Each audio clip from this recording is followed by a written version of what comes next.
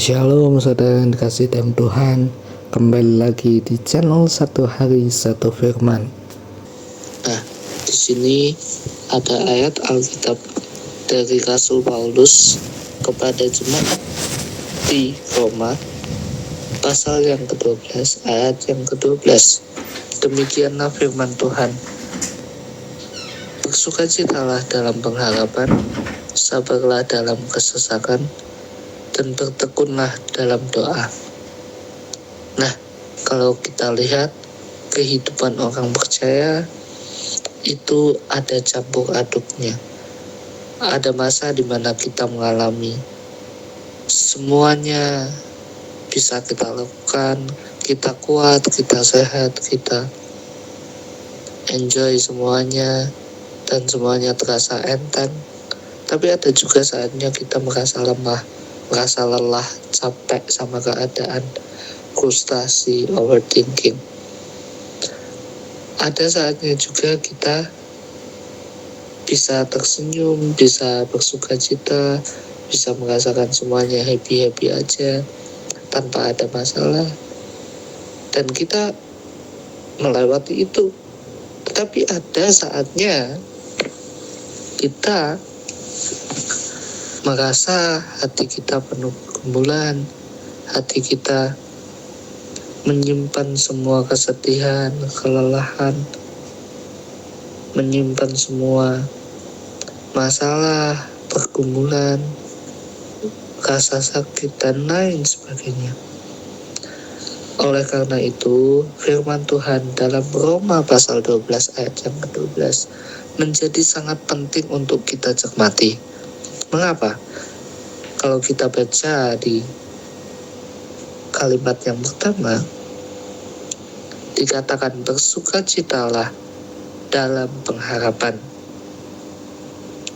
Rasul Paulus sengaja menulis kata sukacita itu di bagian awal.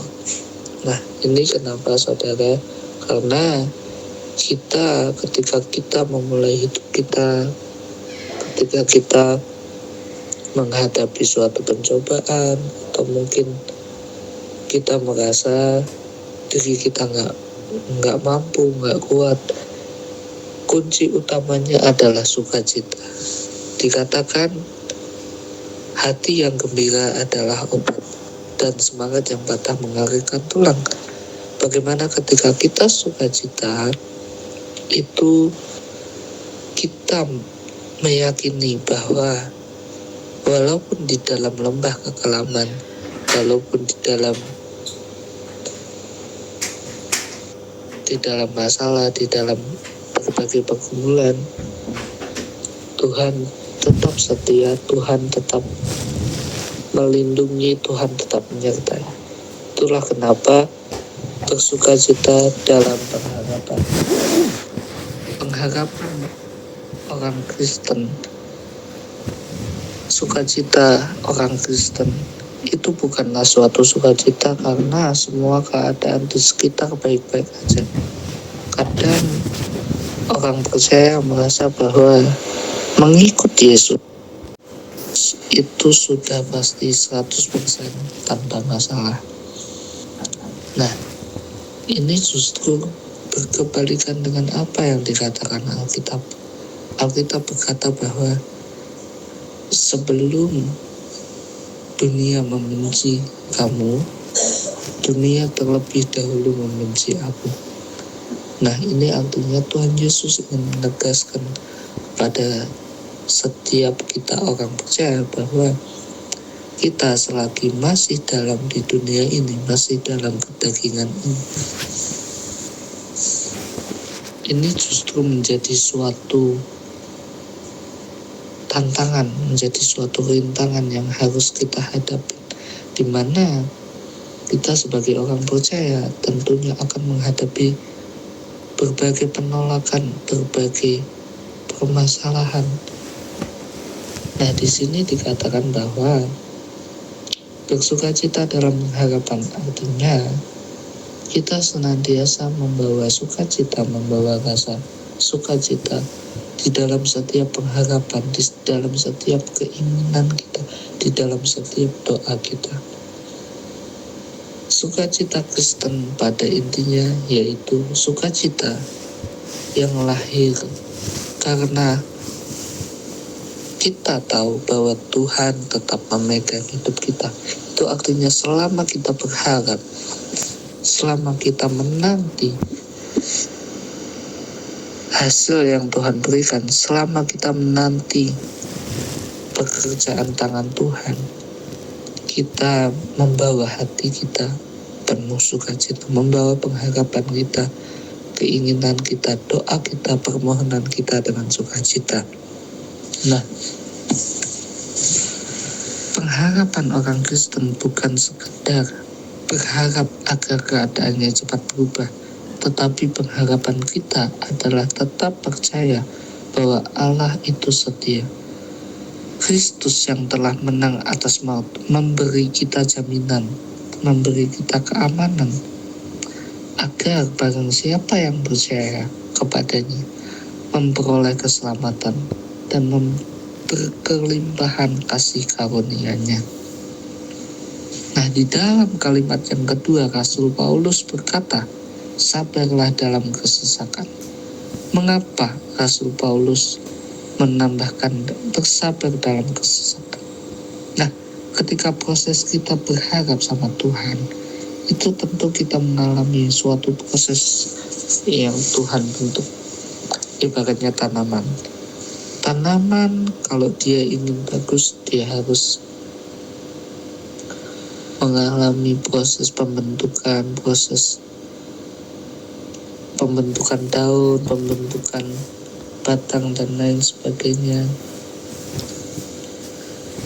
Sama halnya emas, kalau kita lihat semakin dia dibakar, semakin dia ditaruh di panas api, emas itu akan semakin berharga, akan semakin mahal harganya. Nah, demikian halnya hidup. Kalau hidup kita semakin dibakar, semakin kita bisa melewati segala tantangan, segala pencobaan, segala ujian, hidup kita akan semakin berharga, semakin bernilai. Tuhan bukan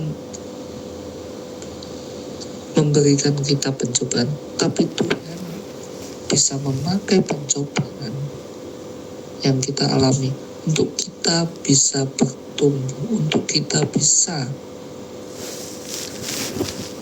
senantiasa mengerti kehendak Tuhan. Tuhan ingin menguji apakah kita selamat dalam masalah, apakah kita tetap setia berharap, tetap setia bersabar dalam Tuhan, atau justru kita menyerah atau meminta pertolongan kepada orang lain. Nah, yang terakhir, Paulus berkata, bertekunlah dalam doa. Seperti yang kita tahu, doa adalah nafas iman, nafas kehidupan orang percaya. Di dalam doa kita bisa membawa ketakutan, overthinking, kegelisahan, pergumulan, kelemahan, kelelahan, kecapean. Segala yang kita hadapi, segala perasaan kita dan lain sebagainya. Ini juga berarti bahwa doa tidak selalu langsung bisa mengubah keadaan kita, tetapi dari doa kita bisa mengerti bagaimana cara kita berkomunikasi yang tepat dengan Tuhan, cara kita berkomunikasi yang benar dengan Tuhan. Dan dalam doa kita juga diingatkan bahwa kita tidak berjalan sendirian, kita berkomunikasi dengan Allah, dengan Yesus, Raja segala Raja, Bapa segala Bapa. Makanya itu di dalam doa kita yang berkomunikasi langsung dengan Tuhan, kita yang adalah anak Tuhan, kita diharapkan mengerti bagaimana esensi dari keintiman dengan Tuhan. Komunikasi dengan Tuhan itu yang menjadi hal yang sangat penting dalam kehidupan kita. Diibaratkan sebagai lilin. Ada suatu lilin kecil di tengah ruangan yang gelap.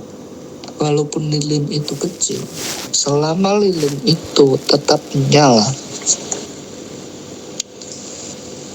ruangan yang gelap itu kegelapan tidak menguasai sepenuhnya. Ini diibaratkan dengan keintiman kita dengan Tuhan. Bagaimana ketika kita semakin dekat dengan Tuhan?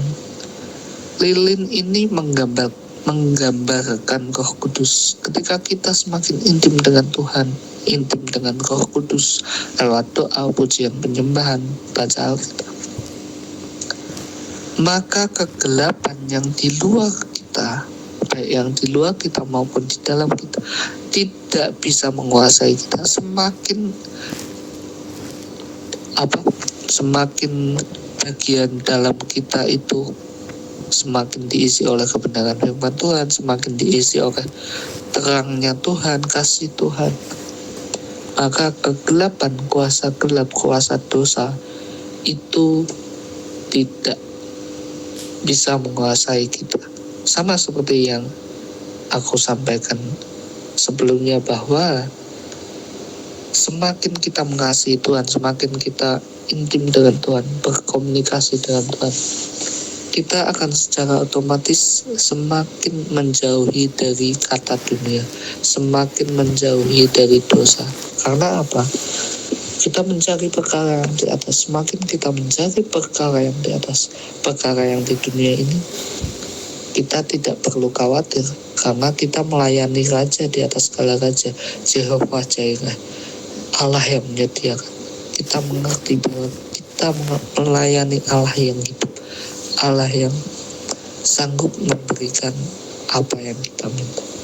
Pada kesimpulannya adalah hidup orang percaya bukan hidup yang sepenuhnya bebas dari masalah, tetapi hidup yang tetap berpegangan dengan Tuhan, tetap setia, tetap sabar, tetap teguh dalam penderitaan, tetap percaya bahwa waktu Tuhan, hasil Tuhan, pekerjaan Tuhan, campur tangan Tuhan, pertolongan Tuhan, kebaikan Tuhan, kesembuhan daripada Tuhan, mukjizat daripada Tuhan, kuasa Tuhan, kasih Tuhan, itulah yang terbaik daripada apa yang dunia berikan.